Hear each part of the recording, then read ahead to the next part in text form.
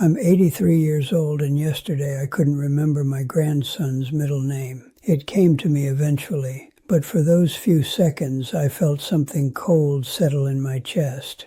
I'm going to tell you something that took me 60 years to understand. Not because I'm wise, but because I'm running out of chances to say it. When I was 23, I got my first real job at an insurance company in Cleveland. Good pay, benefits, the kind of job my father called respectable. I remember the morning I started. New shirt, pressed pants. I thought I was beginning my real life. That's what I called it. My real life. As if the 23 years before didn't count. I worked late most nights, not because anyone asked me to. I wanted to be noticed, to be valuable, to be the one they couldn't do without. My supervisor's name was Harold. He used to say, "You're going places, kid." I believed him. I had a girlfriend then, Margaret. She worked at the library downtown. On Fridays, she'd wait for me outside my office building. Sometimes she'd be there an hour, 2 hours. Reading a book on the steps while the security guard made his rounds. "Just a few more minutes," I'd call down from the window. She always smiled, said she understood. I married Margaret when I was 26. Small wedding. We couldn't afford much because I was saving, always saving, for the house, for the future, for the life we were going to have once I made manager. Our first apartment had 1 bedroom and a kitchen so narrow we couldn't both stand in it at once. Margaret hung curtains she sewed herself, yellow flowers on white fabric. She was proud of those curtains. I barely noticed them. I was reading trade journals at breakfast, making phone calls during dinner, planning tomorrow while today dissolved around me like sugar in rain. Margaret got pregnant when I was 30. Our daughter Sarah, perfect little fingers, impossibly small fingernails. I held her for maybe 5 minutes after she was born, then I went back to work. Big presentation the next morning. I told myself I was doing it for them. Every late night, every missed dinner, every Saturday at the office while Sarah learned to walk, then run, then ride a bike without training wheels. I made manager at 35, regional director at 42, vice president at 48. Harold was right. I went places. Sarah's school plays happened on Thursday afternoons. I made it to one, her senior play. I sat in the back row, checking my phone in the dark. She was Ophelia in Hamlet. She was magnificent, I think. I was reviewing quarterly projections on my BlackBerry. Margaret stopped waiting for me on Friday night somewhere around our 15th anniversary. She stopped mentioning weekend trips, stopped suggesting we visit her sister in Colorado, stopped asking when I'd be home. She filled her time with book clubs, gardening, volunteering at the hospital, built an entire life in the spaces I left empty. Sarah went to college in Boston, art history. I tried to talk her into business.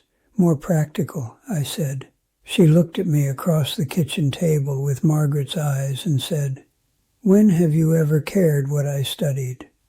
I didn't have an answer, because I hadn't. Not really. I'd paid for it.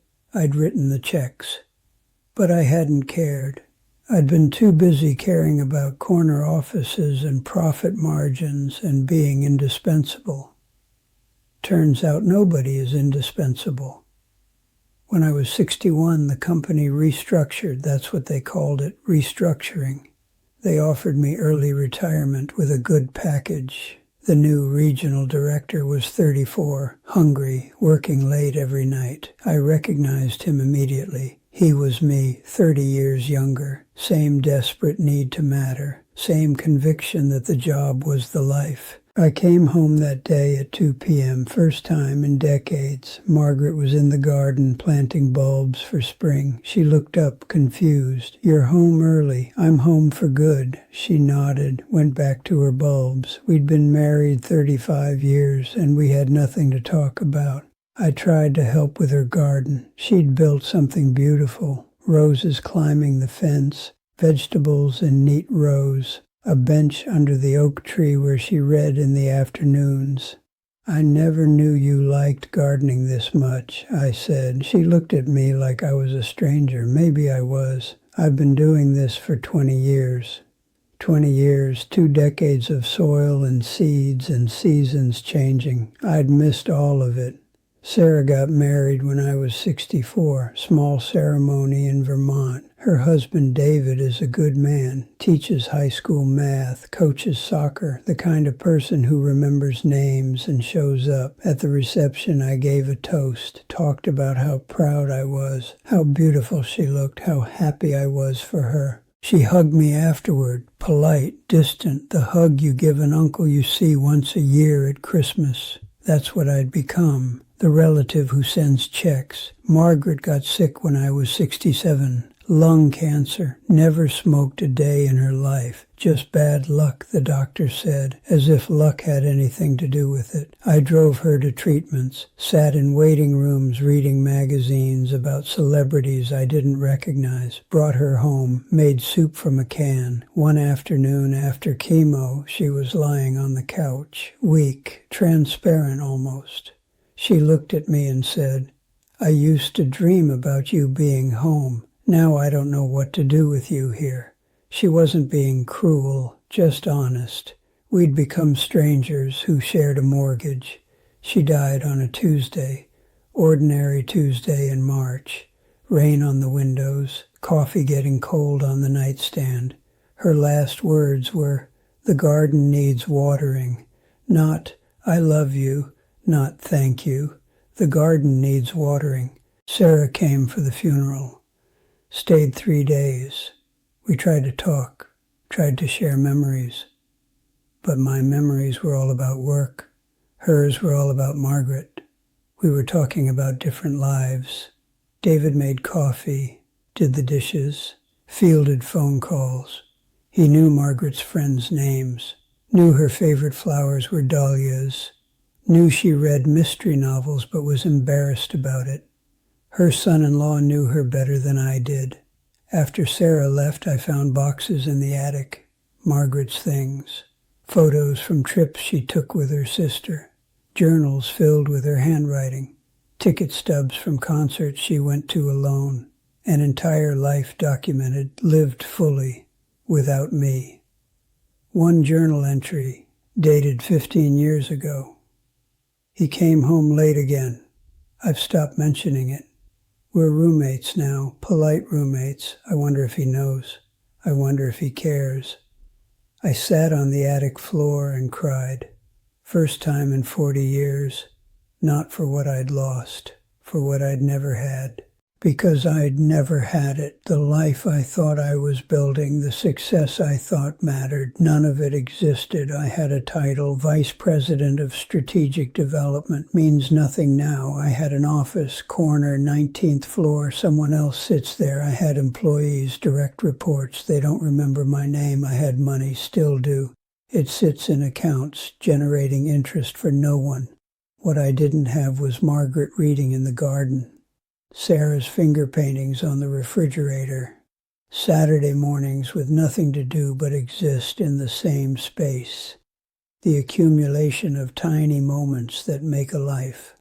I thought I was building something permanent, but I was building with smoke. Everything I worked for disappeared the moment I walked out of that building, but everything I ignored, everything I postponed, everything I said could wait.